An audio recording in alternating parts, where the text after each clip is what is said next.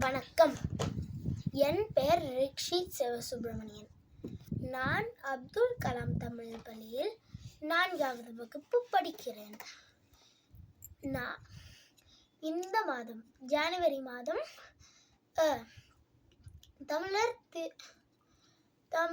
தமிழர் பாரம்பரிய மாதம். அதனால் நம்ம பள்ளி அப்துல் கலாம் தமிழ் பள்ளியில் தமிழ் பேசுன்னு ஒன்று ஆரம்பிச்சிருக்காங்க. அதில் 10 காணொளிகளில் தமிழில் பேசணும். அதில் தமிழை பற்றி தான் பேசணும். இன்னைக்கு நான் ஏன் இதை ஆரம்பித்தேன்னு சொல்ல போகிறேன். நான் இப்போ ஒரு திருக்குறள் கேட்டேன். அந்த திருக்குறள்னால தான் நான் இதை ஆரம்பித்தேன். நான் முதல்ல அந்த திருக்குறளை சொல்லிவிட்டு அப்படின்னா என்னன்னு சொல்கிறேன். அதுக்கப்புறம் கடைசியாக அடுத்து என்ன சொல்ல போகிறேன். முயற்சி திருவினை ஆக்கும், முயற்சின்மை இன்மை புகுத்தி விடும். அப்படின்னா நம்ம ஒரு ஓட்டப்பந்தயம் பண்ணுறோம். உங்கள் கண்ணுக்கு முன்னாடி ஒரு பெரிய கல் இருக்கு எல்லாருக்குமே.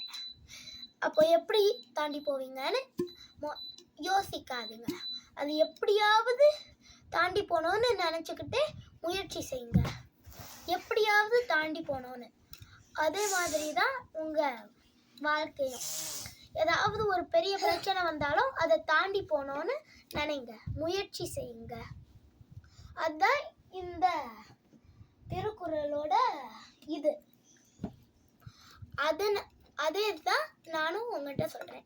எப்போதுமே நீங்கள் முயற்சி செஞ்சுக்கிட்டே இருங்க. அப்படின்னா உங்களுக்கு வெற்றி கிடைக்கும். முயற்சி செய்யலைன்னா உங்களுக்கு தோல்வி தான் கிடைக்கும் எப்போதுமே. ஓகேயா?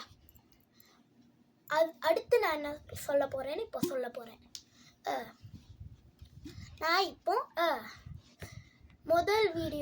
முதல் காணொளி இது. அடுத்து என்ன எல்லா காணொளிகளும் தமிழர் திருநாள், தமிழின் வரலாற்று,